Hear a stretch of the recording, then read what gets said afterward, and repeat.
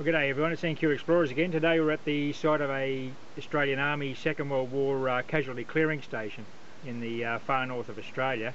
This station was established in the bush behind me here, where there's two freshwater creeks, so they had a plentiful supply of fresh water, and it's quite a picturesque little spot. And there's quite a bit of tree cover. That's one of the reasons they picked this spot, because it was no need to camouflage it from Japanese reconnaissance planes. So there was about a 60-bed casualty clearing station in here.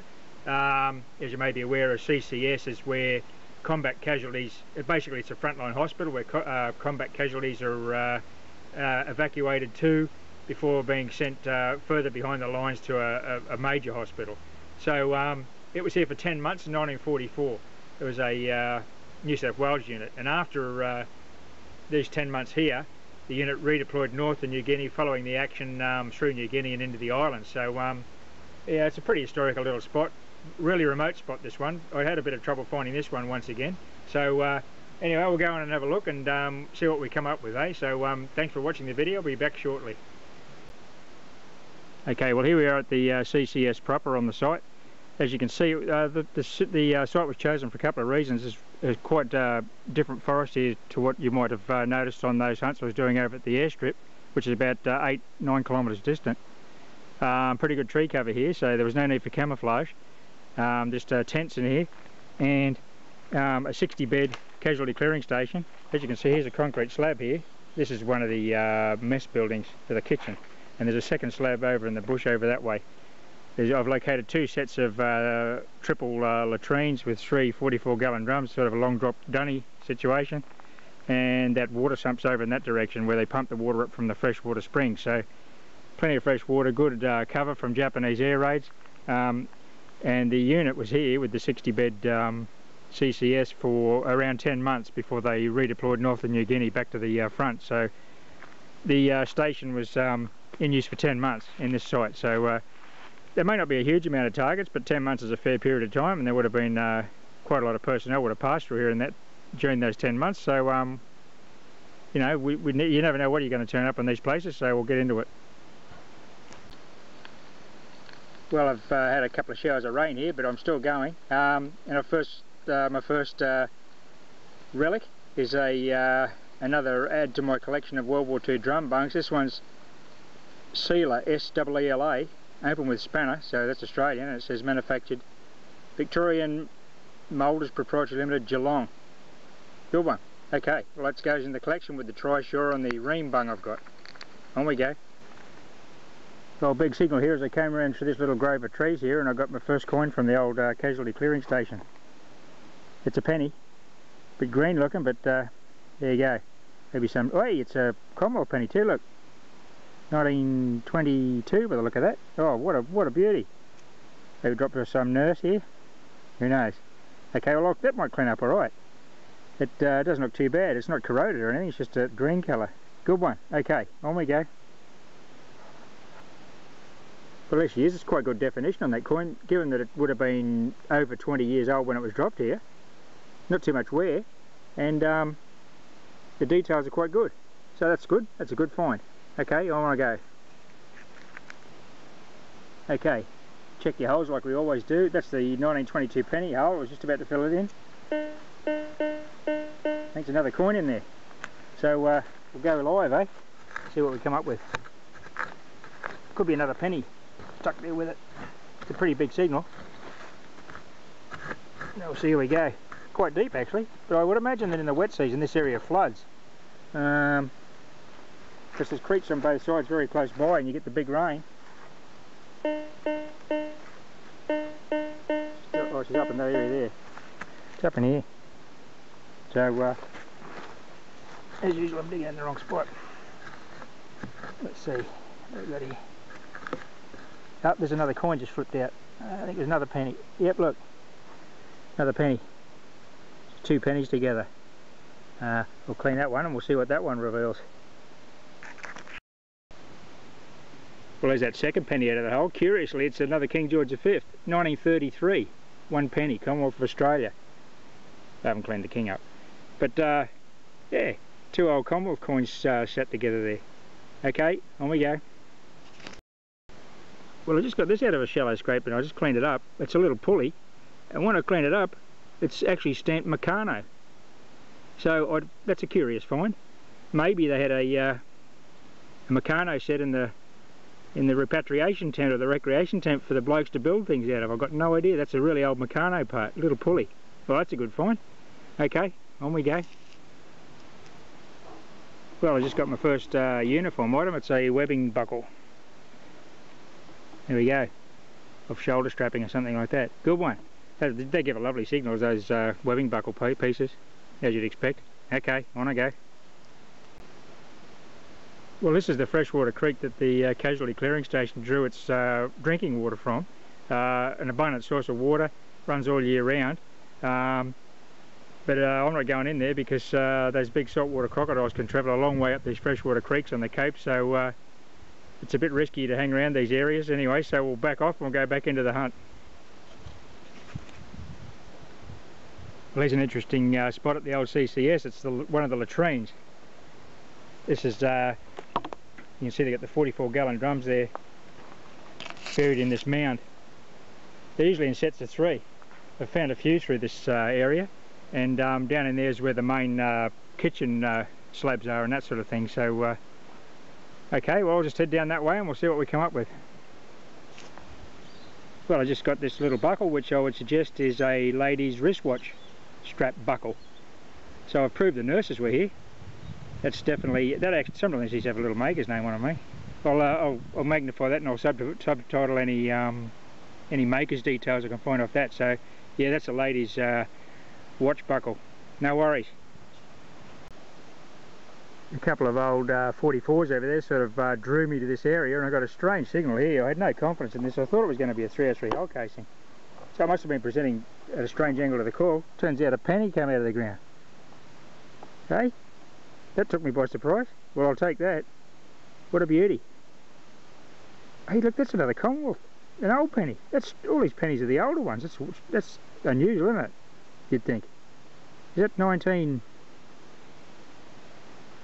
Oh, I don't know. I think it's 19 something. 13? Is it? 1918. 1918, 1 penny. Well, inexplicably, 3 coins out of this site so far, which is a World War II site, have all been King George V. Anyway, on we go. Just in case that 18 penny wasn't as clear on the macro there she is. Another beautiful coin. King George V. Well, that coin, well, it was nearly 30 years old when it was dropped here, so anyway, on we go. Well, my next find's a surface find. It's this bottle, pink. I'd say it's a medical bottle. Could be calamine lotion or something, eh? With that pink on it. That's weird. Or maybe not. I guess the calamine lotion could still be in there after all those years. Well, there doesn't seem to be anything written on it. I'd say that's definitely a little medical bottle. Anyway, if there's any information I'll put on the subtitle. Looks like there's been a label in that area, eh? There might be some writing there. I'll subtitle anything I've got on that.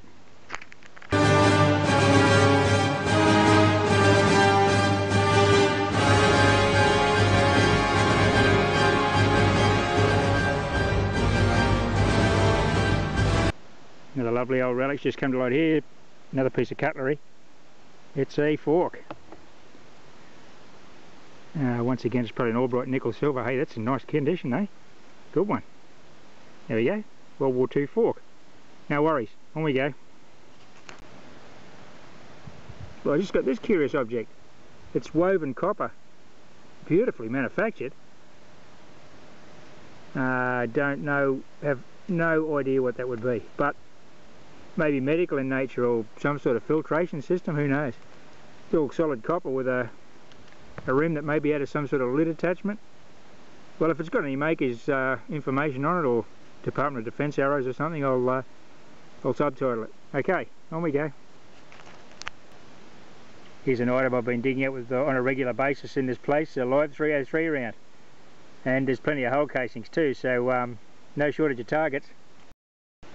Okay, well, this is quite a deep target, but a lovely signal. It's out of the ground, it's in my mullock heap here. It's up in this area here somewhere. I'll show you with the coil. So, it's loving that, so maybe a good find. Let's see what's here. Ooh, got him. Definitely ringing up high.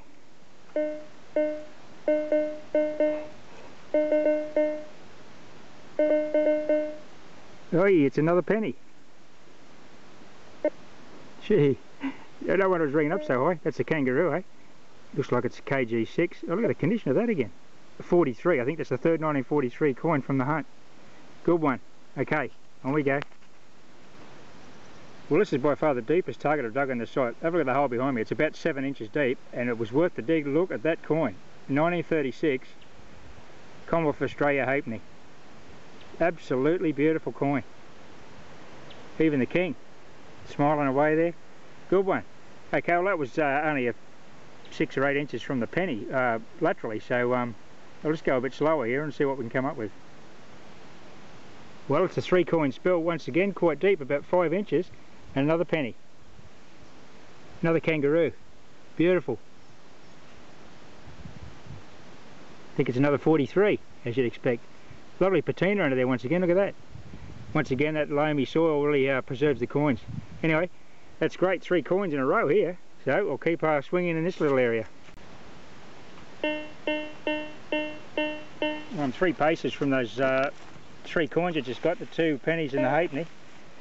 Another red hot signal. I'd say it's going to be another penny. Another extended spill. Oh, she's out.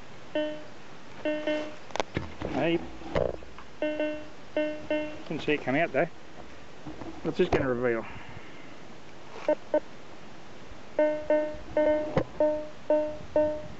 I don't think it's going to be a KG5 halfpenny. It's ringing up pretty high, isn't it? Oh, oh my God! It's a florin. It's a King George V florin. Oh no way! Look at this. Oh, KG5 florin. Oh, hey, maybe it's a 2-up school. I'm getting a bit excited. 1927. Look at that coin. Big silver from the old Casualty clearing station. Thanks, boys. What a ripper. Okay, well, well, no wonder she's ringing up that big piece of silver like that. I'll just give that a clean and so you can see it a bit better. Well, there she is. Isn't that beautiful? Advance Australia. 1 florin, 2 shillings. That's the old style florin, the KG5. Beautiful coin. That's great. Well, there had to be some silver in here, didn't there? After all those bronze coins. No worries. Well, that was the first swing in this area, so like I said, I'm about 6 feet from that other little bit of a coin spill, so there might be more here. We'll keep going. Okay, day 2. Nice sunny afternoon. A bit of a change of strategy. I've gone to the 10x14 double D Power D decoil on the GTI, so I can cover a lot more ground in here because there's no trash and the targets are fairly widely spread, so the double Ds will go a bit deeper too, but also I'll be able to cover a lot more ground, so on we go.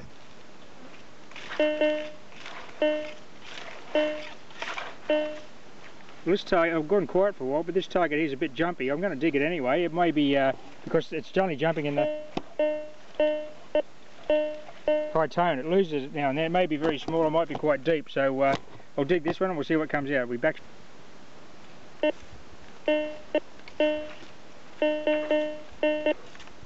Okay, well, it's improving with depth as we go, so could be. Okay, well, as you saw there, it was a bit jumpy early on, but it's quite solid now it's out. That means it may indicate it's a small silver coin. They often do that when they're deep or not presenting well to the coil. It's going to be in here, just in here somewhere, whatever it is. And it's sounding really good now. And it may be, okay, I've got it in my hand. Let's see what we get here. Not in that hand. Definitely in this hand.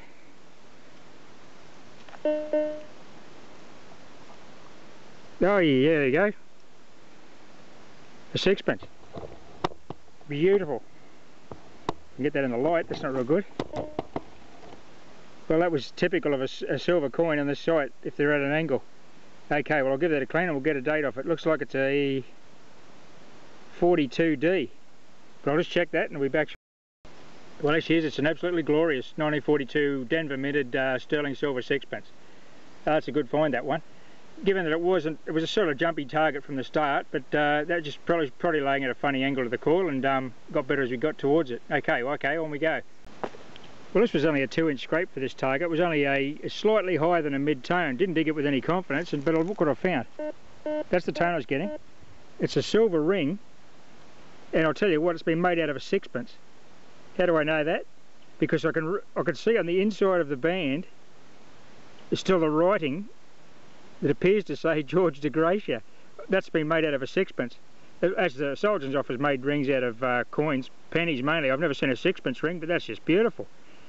It's homemade, fashioned by a digger on his way up to the, or probably on his way back home actually after being repatriated. Maybe he's making it for one of the nurses here, because it's made for a woman's finger. It definitely won't fit onto a man's finger. A sixpence ring. What about that, eh? Ripper. Okay, on we go.